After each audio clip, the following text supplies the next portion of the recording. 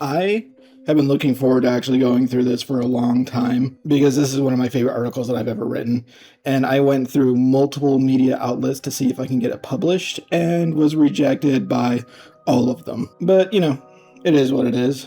And guess what? I have a YouTube channel that I can actually read it to you and offer some extra little commentary on my part. So I think at some point, like I've pointed out in my introduction video for the whole channel, at some point I do want to set up a website where I can actually publish this article like just as it is. And, obviously this video will add extra commentary if I can think of anything while I'm reading it to add. So, with all that being said, we're going to get into my little retrospective of Kingdoms of Amalur Reckoning and its remake, Re-Reckoning. I do need to note that I did actually get to interview Grant Kirkhope, which I kind of feel a little bad about because at the time, which was a couple of years ago at this point, at the time I was fangirling all over the place with Grant, and I feel like I made him a little uncomfortable. So, hey, if you happen to be watching this, Grant, I am so sorry. I was definitely nerding out a little bit getting to talk to Grant Kirkhope himself. So, anyway, now that that's out of the way, let's go ahead and actually get into the article itself.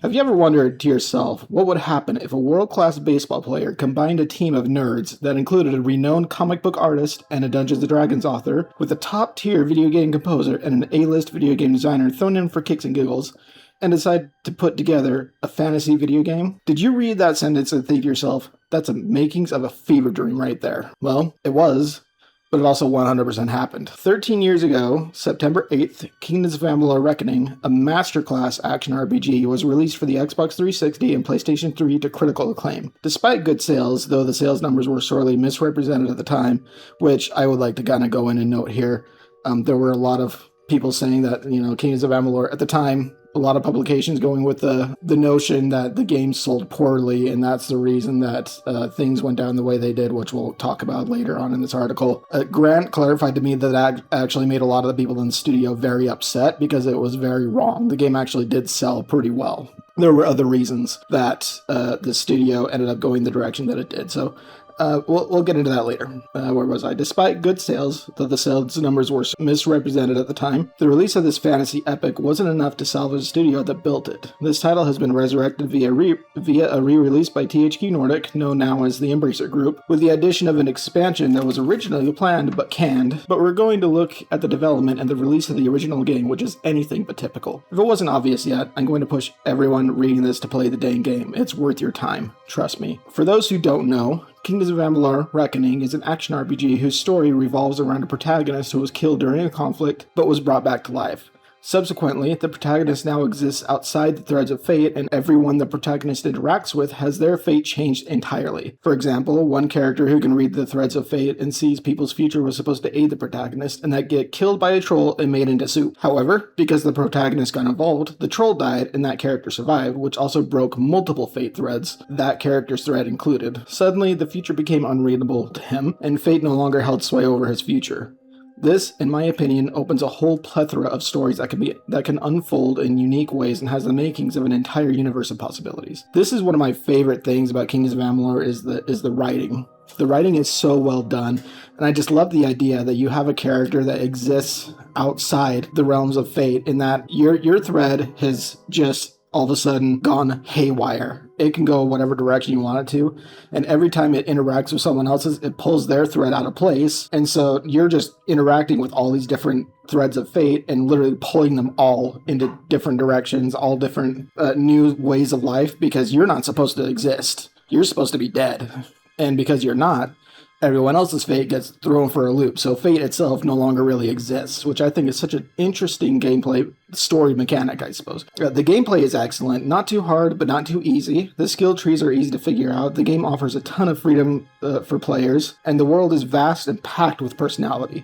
If one is a fan of The Elder Scrolls IV Oblivion, the designer behind that game spearheaded the design of this one, which should speak volumes to its depth and richness. Now, with a very, very basic synopsis of the game, if you want more, there's tons of trailers and videos out there. Let's dive into the true meat of this article. I should also note, I was blessed with the opportunity to interview the one and only Grant Kirkhope, who was neck deep in the development of this game and was gracious enough to offer a great deal of insight. After a decades-long career in the MLB, Curt Schilling put up his mitt, relaxed his pitching arm, and decided he wanted to get into the world of video games. With determination and great ambition, Schilling jumped into video game development with both feet, building 38 studios, tiled after his jersey number in the MLB, and began planning out an MMORPG to rival the heavy hitter World of Warcraft. Lo and behold, just as was predicted in a movie from ages ago, if you build it, they will come. Or as phrased more accurately from the movie Benchwarmers, if you build it, nerds will come.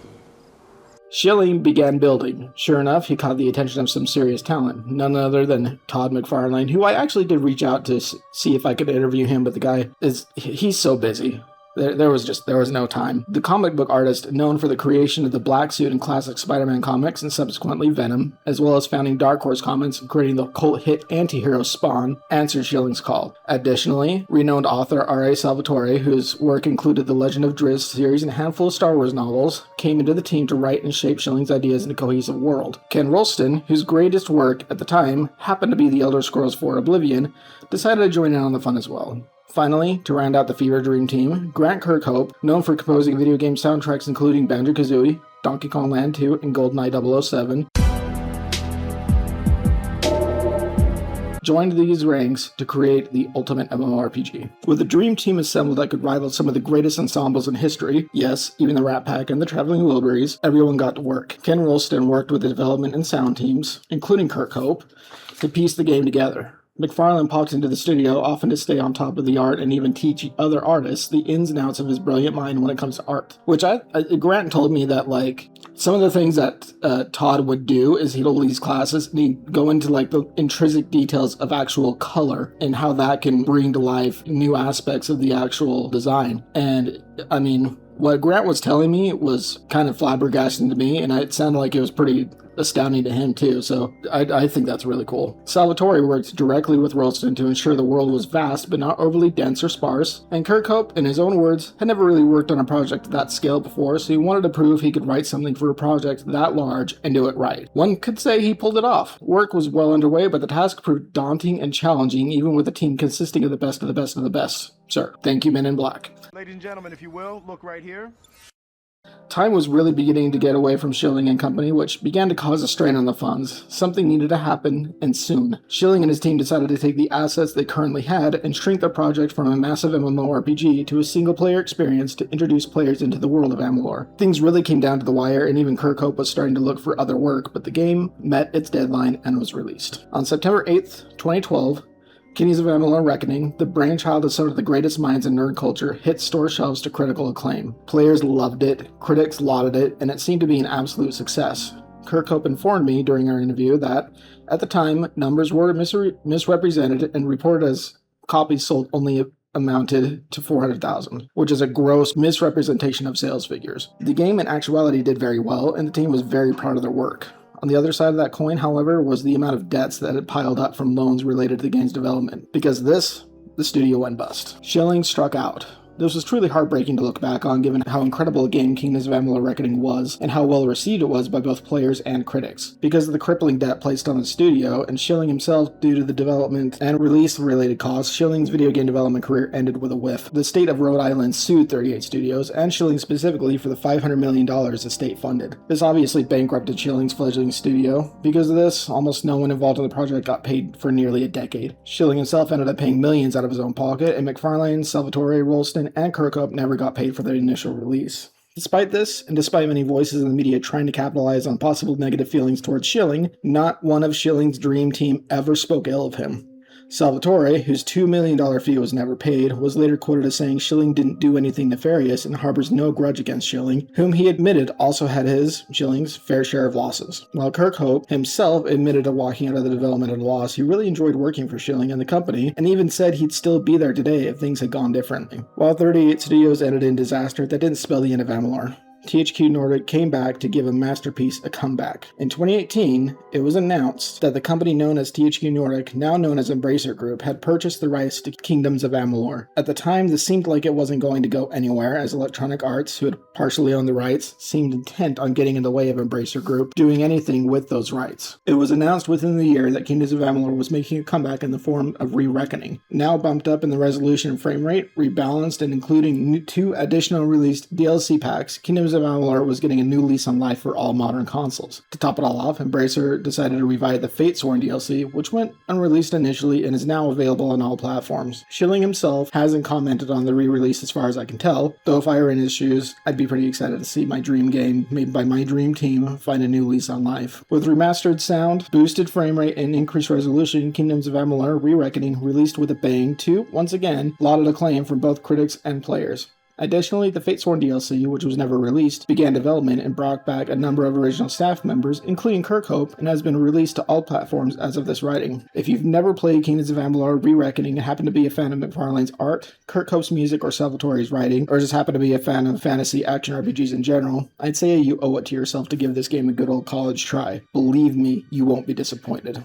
Despite a tumultuous past, Amalur lives on and is still thriving. Now, I know sales numbers for Kingdoms of Amalur: Re-Reckoning aren't superb, but they're good enough, and honestly, this game is hard to pass up. I remember when it released, I thought it was going to be good. I didn't think it was going to be amazing. It really became one of my favorite action RPGs. And again, Grant Kirkhope, thank you so much for even giving me, I don't even know how long we talked, maybe a half hour, giving me that amount of time to actually delve into this story, because I think it's going to be good to go back and realize that some of the articles written back in the day were incorrect and misleading, and I think contributed to the game's downfall, which is less than favorable in my opinion. But all that being said, there you go. That's my whole article on the Kingdoms of Amalur: Re-Reckoning and the whole retrospective on it. Hope you enjoyed. Make sure you like. Make sure you subscribe, because that does help. And make sure you leave a comment, because I like to respond to as many comments as I can. Obviously,